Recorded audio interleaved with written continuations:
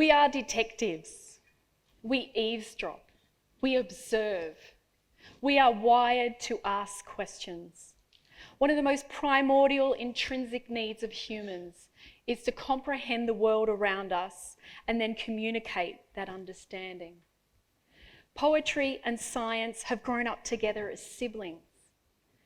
For millennia, we have looked to the night sky and wondered where we have come from. Poetry and science are our way into that wonder.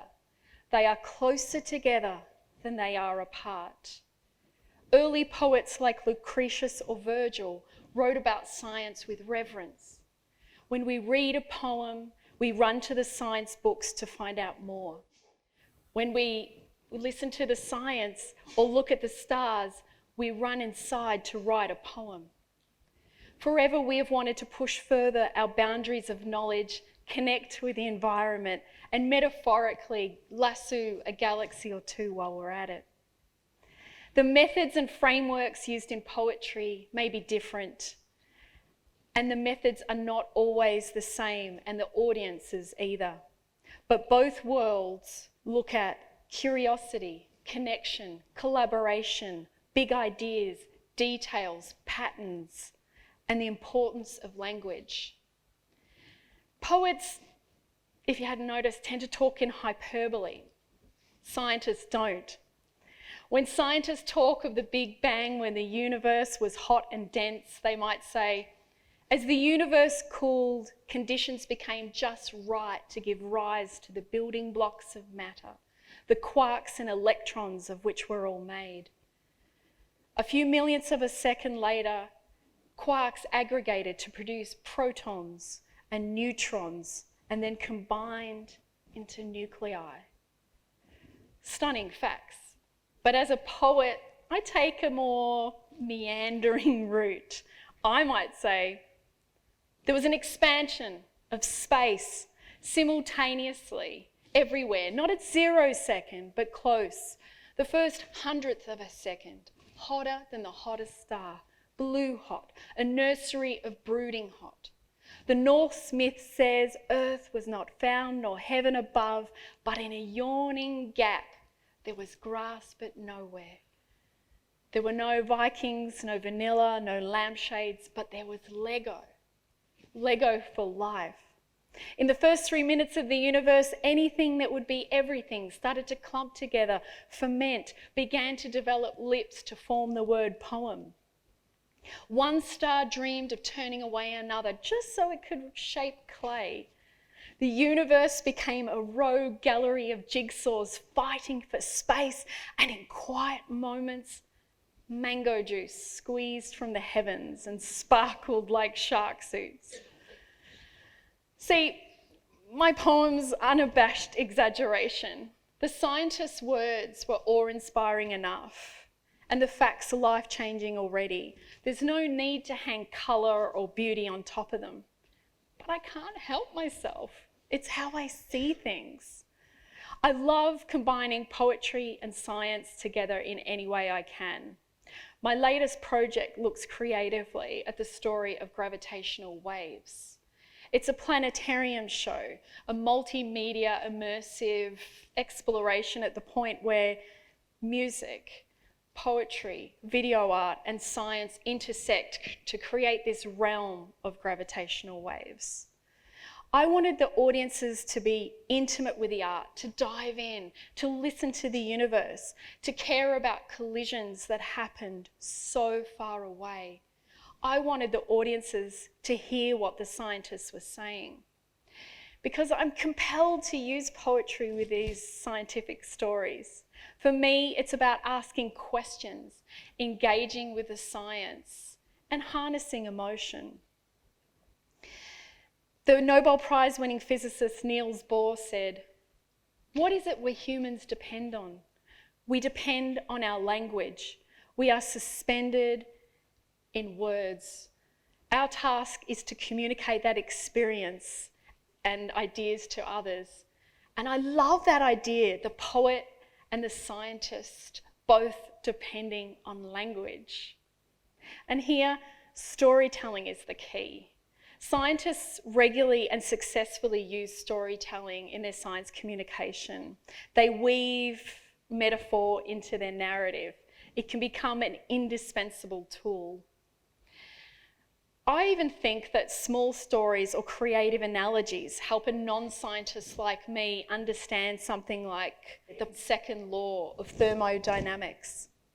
Due to ever-increasing entropy, you can never return to the same energy state. There's an arrow of time.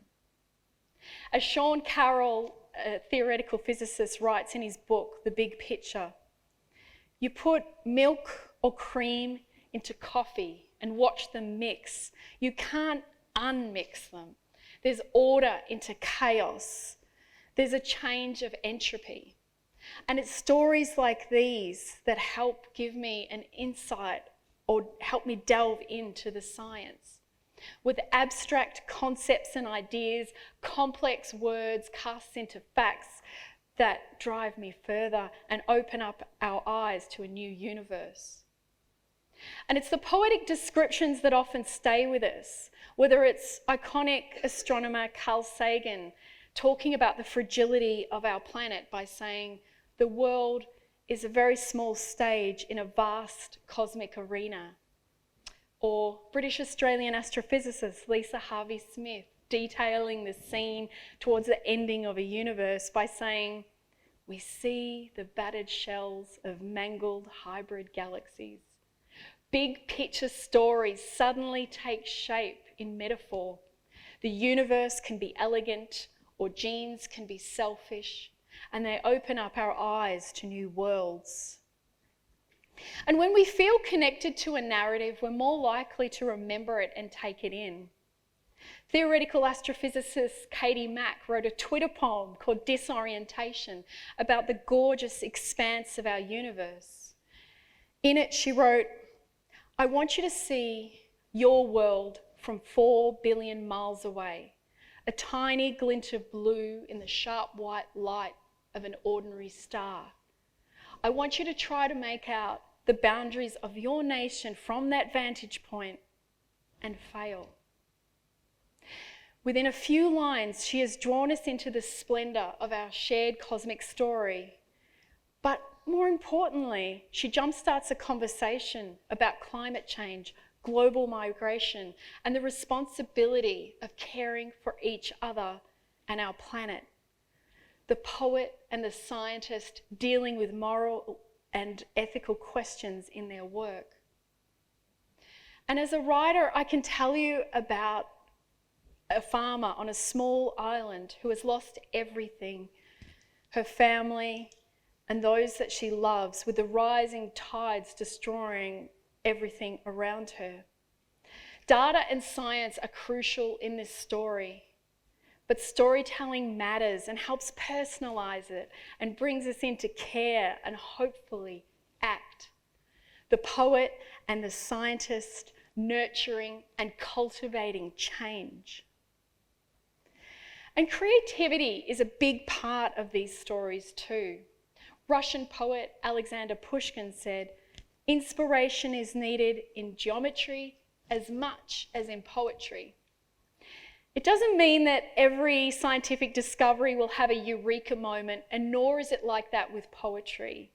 Science takes many years of hard work and study and trial and error, and poetry also takes many stages to get things right. They both guess, compute, test, observe, compare, confirm.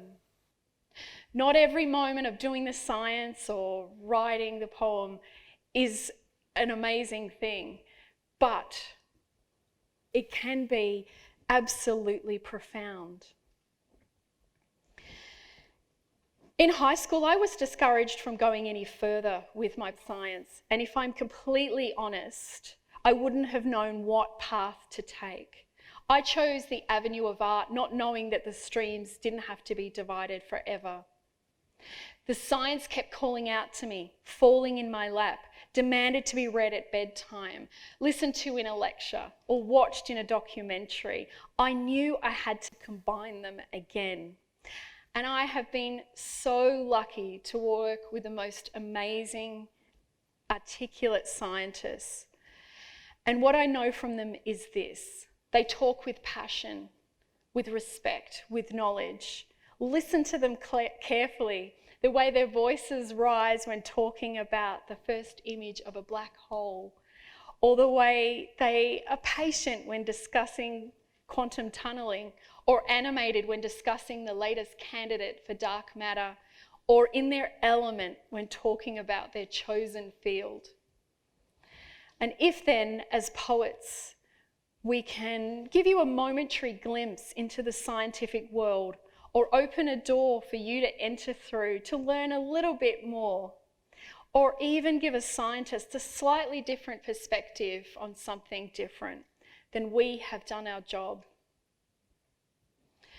I want you all to honour your wonder, to become a poet or a scientist for a moment or two and listen and watch and observe and open up yourself to a lot of possibilities. This is what I'll leave you with, what I have learnt from gravitational waves. We are detectives. We eavesdrop. Billions of years ago, two neutron stars circle each other, desperate and breathless, finishing their last pressing conversation. Remnants of once intense lives cascade into a final spiral, smashing platinum and gold into existence. Their collided mass propagating gravitational waves across the fabric of space at light speed. Gamma rays detected only a moment after.